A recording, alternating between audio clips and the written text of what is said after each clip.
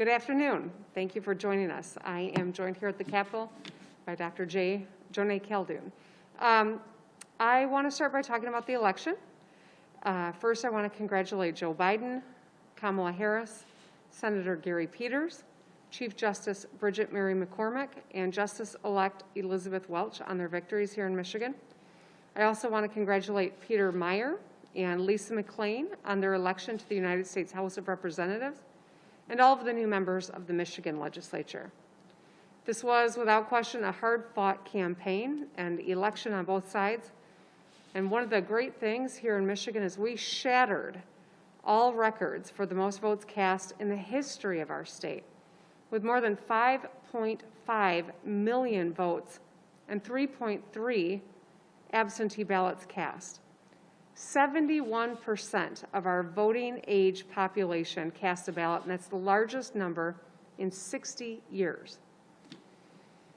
On this note, I want to thank our incredible Secretary of State, Jocelyn Benson, our Attorney General, Dana Nessel, who's worked incredibly hard on both of their teams, and all of the clerks across our state for their hard work for days and months preparing for this historic election, and of course the important duties of ensuring every vote gets counted. We're really pleased with how relatively drama-free this election was here in Michigan.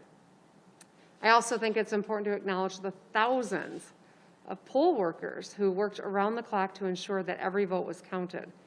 They rolled up their sleeves and did the people's work, and we could not have had a successful count without their dedication to the democratic process. Democracy is a team sport, and here in Michigan, we worked hard to ensure that the outcome of the election was determined by the will of the people of our great state. And the people have spoken. And with the election behind us, now is the time for us to find common ground and come together. It is time for us both as a nation to come together and as a state to come together, because we still have a lot of work to do. We have a common enemy, and it is COVID-19.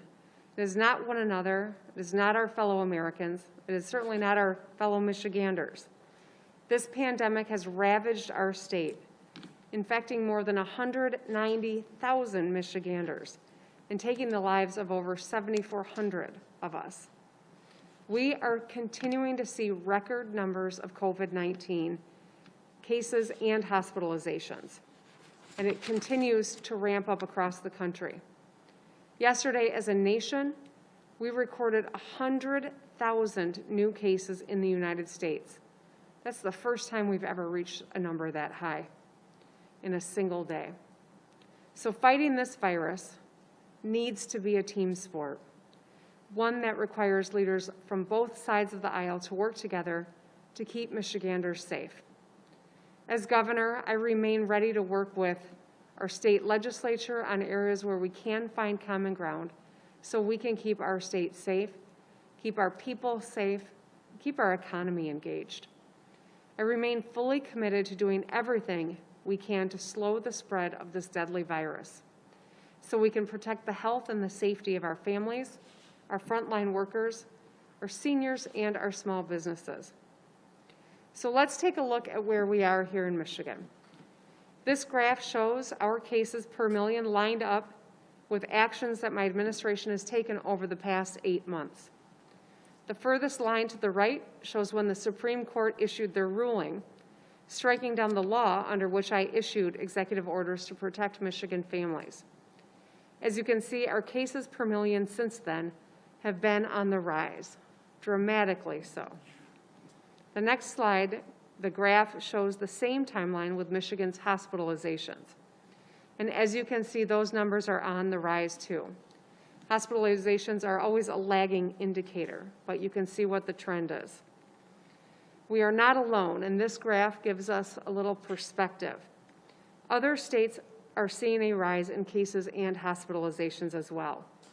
But if we want to avoid looking like Wisconsin, which is the blue line there, we have got to take action now. This week, I sent a letter to the Republican leaders in the legislature urging them to pass legislation that requires Michiganders to wear masks in indoor places and crowded outdoor areas. I want to be clear, this is the law under epidemic orders, but we do think that it would be helpful to our health, our safety, and our economy if it was codified in a bipartisan way with the legislature, and that's what we've asked for. We've known for a long time that the single most important weapon we have against this virus is a simple act of wearing a mask. Dr. Robert Redfield, President Trump's CDC director, recently wrote on Twitter that the best defense we currently have against this virus are the important mitigation efforts of wearing a mask, washing your hands, social distancing, and being very careful about crowds. Wearing a mask protects our families, it protects ourselves, it protects our frontline workers and our most vulnerable members of our society. It'll help us keep our schools open and allow our businesses to succeed. And at this moment, mask wearing could not be more critical. Our numbers are climbing, and we are now seeing new highs of daily confirmed cases every single day. Wearing a mask is the law in Michigan under the DHHS Director's Epidemic Order. But something this important, this critical to saving lives, deserves the legislature's stamp of approval. It will send a resounding message that every one of us has to do our part. The legislature has said time and time again they want to have a role, and if they really want to be a partner in fighting this virus, we invite them to take this step as the very first thing they do when they reconvene their session days. As Washington returns for their own lame duck session, I really hope to see a bipartisan bill passed to provide more relief during this time of COVID. Our numbers show that this pandemic is not gone. In fact, it is arguably at the worst numbers we've seen in this country. The President has said he wants to see a relief package, and it might be the one thing that we can all hopefully agree on. Families, frontline workers, small businesses, and communities across the country are awaiting much-needed action from the federal government.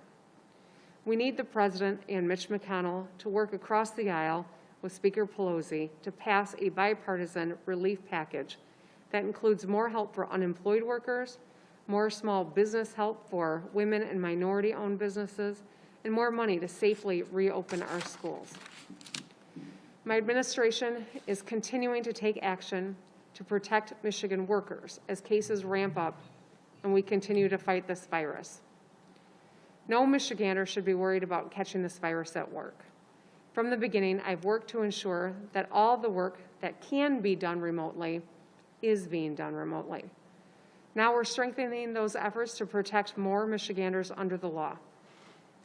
In an effort to prevent the spread of COVID-19 and protect workers, workplaces, and customers, MIOSHA is increasing scrutiny on the remote work policies established by the Michigan business community and primarily policies that revolve around offices. Next week, MIOSHA will announce a new state emphasis program for office work. The focus of this program is to educate and seek compliance with guidelines and rules where community spread of COVID-19 is a risk. Under statute, MIOSHA can cite employers, require abatement, and fine them up to $7,000 for failing to produce a remote work policy, or if the employer's preparedness and response plan is non-compliant. Under the emergency rules and orders, employers shall create a policy prohibiting in-person work for employees to the extent that their work activities can feasibly be completed remotely. So we have challenges that we need to come together around. There is good news here, and the good news is that we know what it's going to take to be successful. We know how to fight COVID. We have been through this, and we have done it successfully. Now is not the time to abandon all of these protocols or to drop our guard. It's actually time to double down on wearing your mask and safe physical distancing. It's time for Michiganders who haven't yet gotten their flu vaccine to go get it done. And we must work together to protect our families and our frontline workers who are exhausted, who have put themselves on the line and are, have done the incredible work to keep other people safe and exposing themselves to this deadly virus. We need to do it for them too, and for our small businesses. Michiganders are tough. We have grit. We take care of each other. And we can't stop now. We have a beautiful weekend ahead, and I hope that my fellow Michiganders will try to get outside and get some fresh air, to think about planning your holiday. What are you going to do to stay safe? How can you stay connected with your loved ones without all coming together and potentially exposing one another to COVID-19? As we head into Thanksgiving, I encourage you to follow the guidance from the Department of Health and Human Services. Get outside whenever possible. You have up to 20 times higher risk of getting sick inside. Wear your mask. Take it off when you eat or drink and then put it back on. Keep 6 feet apart as much as you can. Wash your hands regularly and try not to share utensils if you do come together for a small holiday gathering. We're going to get through this together, but we've got to take care of each other as we head into this winter. Thank you, and I will hand it over to Dr. Janae Caldoun. Thank you, Governor. Good afternoon. So we are very concerned about what we are seeing across the state with COVID-19. As of yesterday, we had 192,000 cases, 96 cases, and 7,419 total deaths in the state. Our overall case rate is 261 cases per million people. We're seeing more than 5 times the number of new cases per day now than we saw in early September. The good news is testing is going very well, and we performed 43,000 diagnostic tests per day over the past week. However, the percent of those tests that are coming back positive is increasing and is now at 7.5%. That rate has been increasing for the past 5 weeks. Let me talk a little bit more about how the state looks regionally. The Upper Peninsula region has the highest case rate at 509 cases per million. That rate has been increasing for 9 weeks straight. The Grand Rapids and Kalamazoo regions have 370 and 331 cases per million, respectively, and both regions have the highest test positivity rate in the state at over 9%. The Detroit, Saginaw, Lansing, and Traverse City regions all have over 200 cases per million and between 5.5 and 7.7% positivity. The Jackson region now has our lowest case rate and lowest positivity rate as well at 193 cases per million and 4.1%. As the governor mentioned, hospitalizations are also going up in every region across the state. As of November 4th, more than 1,900 people were hospitalized for COVID-19 across the state.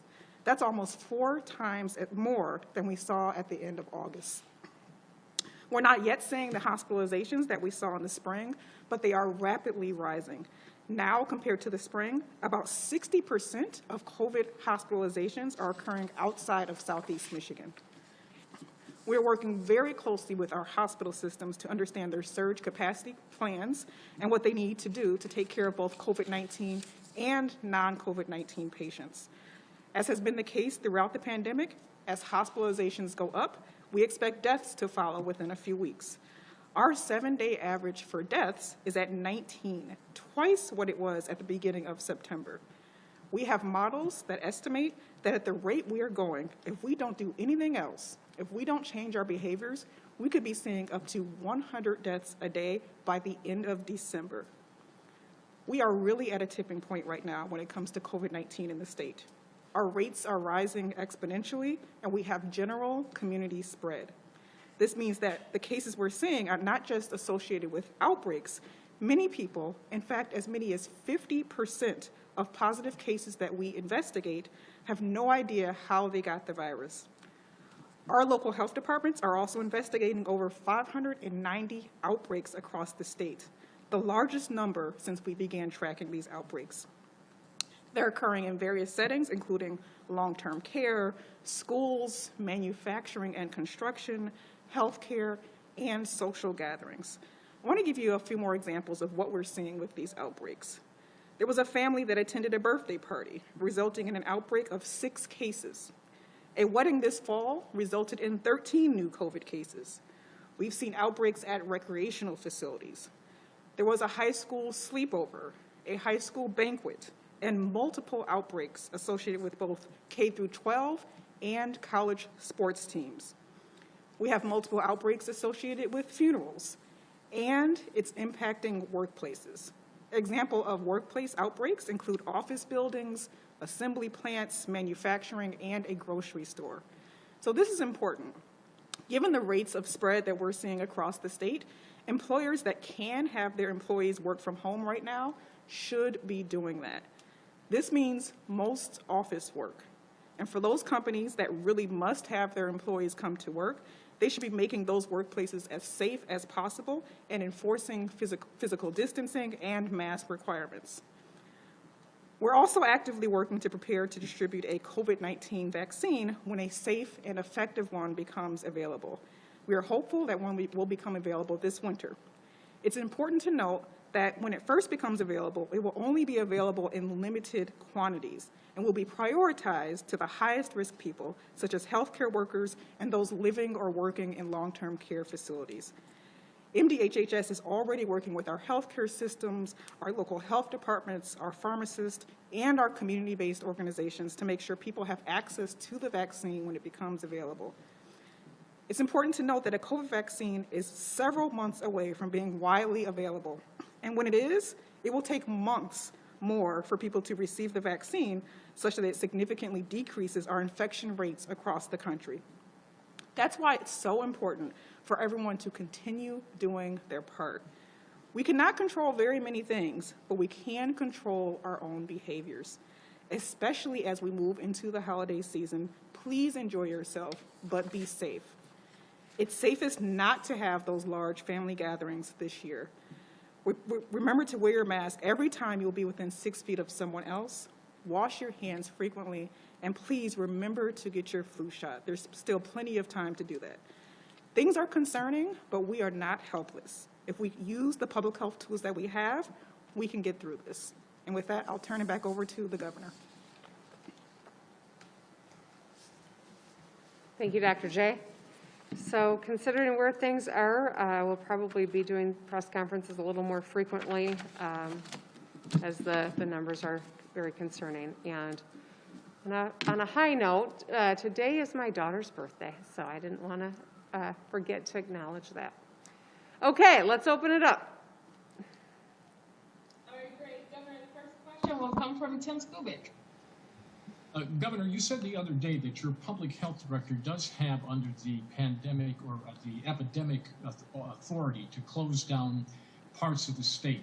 Based on your modeling meeting on Wednesday, do you see any parts of the states or counties that you think are in line to do that, and if so, how soon? Well, at this juncture, I mean, the numbers that Dr. J just shared are very alarming, and I think that something that really stuck with me as we covered it was that she acknowledged there's a model that shows if this trend continues, we could be losing 100 people a day around Christmas here in Michigan. That's a devastating thought, and that's why we are really urging people to double down on the protocols we know that will keep us safe, and to have a plan going into the holidays where we don't bring many generations who don't live together. That is the exact kind of moment where we're worried that we will see additional spread. So we are continuing to monitor and pay close attention to the numbers. I think that it's at this juncture we're not announcing a change, and the Department of Health and Human Services isn't announcing anything today, but we're very concerned about what is happening and looking for ways, if there are, that we can address spread that is happening in certain parts of our lives. And I don't know that I have much more to add on that, Dr. J. That's about it. All right, great. Governor, the next question will come from Jordan with Bangor. Hi, Governor. You touched on this a little bit in your remarks, but have you had any conversations with legislative leaders on the state's COVID response? And outside of the mask use in certain areas of the state, do you have any specific requests from them that you would like to see? Well, I have actually invited some of the legislative leaders to participate in some of the update calls that we have. We had one last night that Tim just referred to, and we did have legislators on that call, members of both parties in both chambers. I think it's important, now that the Supreme Court has kind of muddied the waters and created a lot of confusion about what is the current law here in Michigan. I'd love to see us codify a mask order. I think that it's really important for people to see that we got to get the politics out of this simple act of masking up. I'm hopeful that it's not just that the die has been cast and we can never get back to a place where we focus on the public health and not worry about the politics. This remains the best implement that we have to keep spread down. I would welcome codification. The legislature has codified a lot of my other executive orders, and I'm glad for that. But I think that this is the most important one, and I'm hopeful that they will consider doing that and embracing and promoting masking as a bipartisan effort across the state.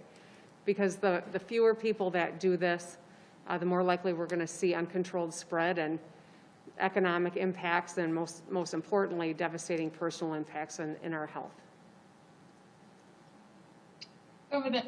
Governor, the next question comes from Dave with the Detroit Free Press. Hi, Governor. Your administration has issued orders, obviously through the health department, but as you know, case rates are going up really high.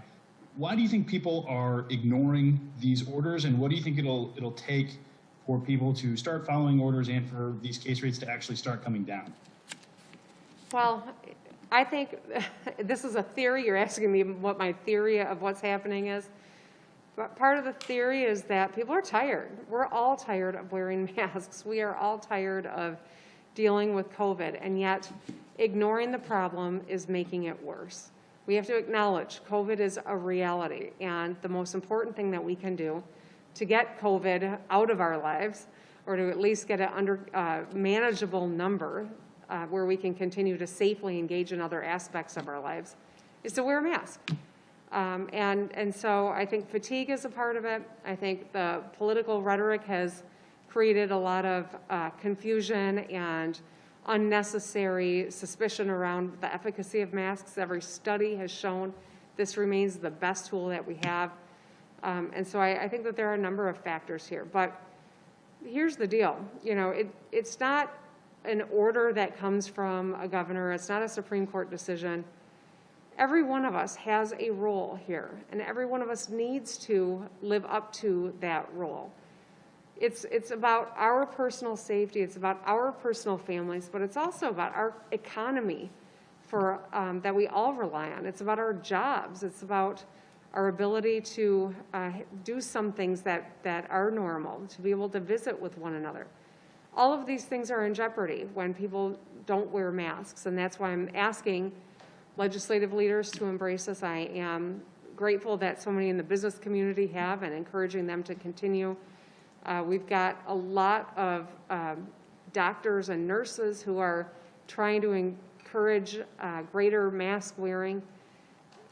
We all got to be in this one together. It can't just be some of us. It's really got to be all of us, and we're just trying to get the great people of Michigan to grit our teeth and do what needs to be done. We have done it before. We can do this.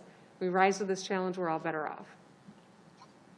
All right, we'll take a few more questions, and the next one will come from Jacob with MERS. Hi, Governor. Question for you. The CDC came out with a national survey on mask wearing, and they found that about 89% of adults wear masks. Do you think that's got at least a ballpark figure for how many people in Michigan wear masks? And second question is, if a legislative mask law is passed, would more people wear masks? So I can't tell you precisely how many adults in Michigan are wearing the mask. I assume the CDC, study is based on data that they've collected. I can tell you this. Anecdotally, I've heard from a lot of Michigan employers who have presence in other states. They say Michigan's compliance is better than any other state that they do business in. That's anecdotal. I don't have a study to cite. I don't have specific numbers. But I do think that we have a stronger culture around masking than a lot of our neighboring states do. I do believe that bipartisan embracing of masking up would significantly improve compliance. I think that the politics of masks has gotten in the way of us really, I think, all stepping up to this challenge. And so I welcome bipartisan support on this front. You know, the legislature, I'd love it if they would pass a law. They can, that's their job is to legislate. They can debate exactly what that law looks like. But I do think that it would send a powerful message about the seriousness of this moment, the need for us all to rise to the challenge, and the support for our economy and businesses to stay engaged because we all are doing our part. All right, the next question will come from Emily with MLive. Oh, sorry. Thanks, Governor. You say we know what works to stop the spread. A key part of that mix this spring was your stay-at-home order. Will you be asking MDHHS or the legislature to put another one in place? So Emily, back in the spring, I think it's important to kind of refresh our recollection, right? Back in the spring, we had uncontrolled community spread. We did not know how powerful just the simple act of masking would be in order to push our COVID numbers down. We were running out of PPE. Our hospitals had a shift worth of PPE one of those early weekends when we couldn't get the simple N95 masks for our doctors and nurses and first responders.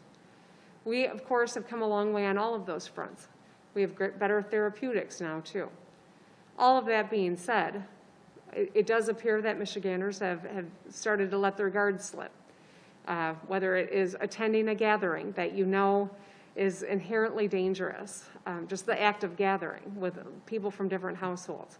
Whether it is not wearing our mask when we're having some small groups getting together. You know, every one of us has to really kind of reinvigorate our commitment to staying safe and to keeping our loved ones safe. As I prepare for the holidays, you know, I'm the kind of person I love to have a big holiday dinner. Thanksgiving's my favorite holiday. Watch football on Thanksgiving, gather everyone around. I'm not going to do that this year, and I discourage anyone from doing that this year. We just have to be smart and get through this holiday season, and it's going to be a challenge. But I think that where we were in the spring versus where we are now, a lot of the fundamentals that really necessitated the immediate stay-home order are different. It doesn't mean that if our numbers keep climbing, we won't have to do some additional aggressive actions. But I do think those factors are really important pieces to the difference of where we are now versus where we were then. All right, we'll take just a couple more, and so the next one will come from Rod with TV4.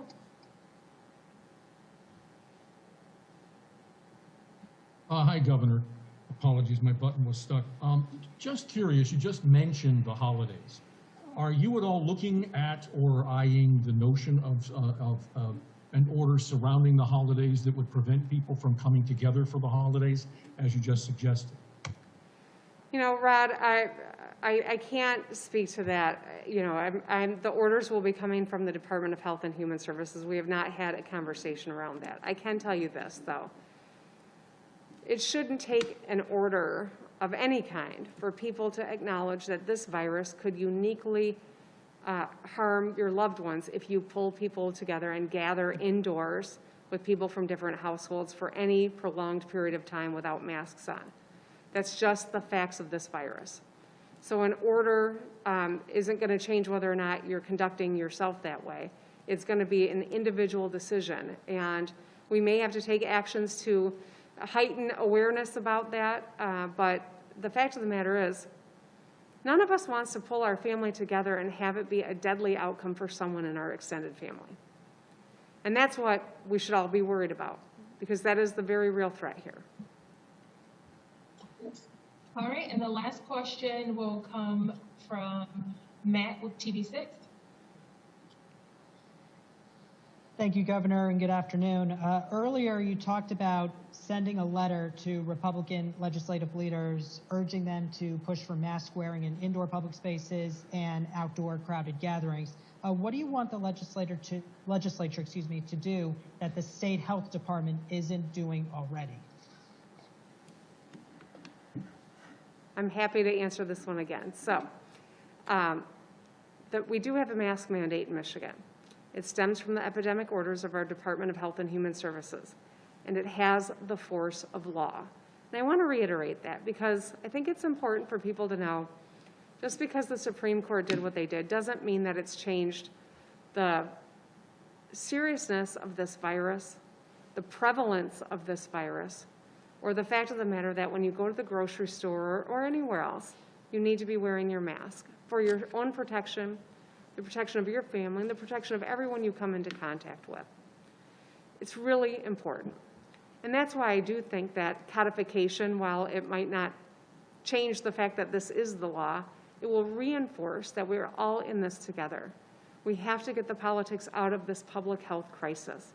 It is killing us. It is jeopardizing our economy.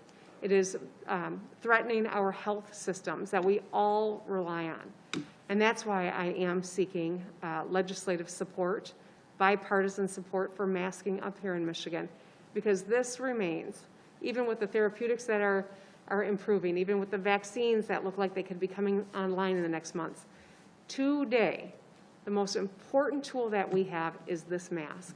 And every one of us has an interest in masking up. And if I can get support and we can grow the coalition to encourage people to do just that, it will save lives and it will mitigate the economic harm we're all confronting.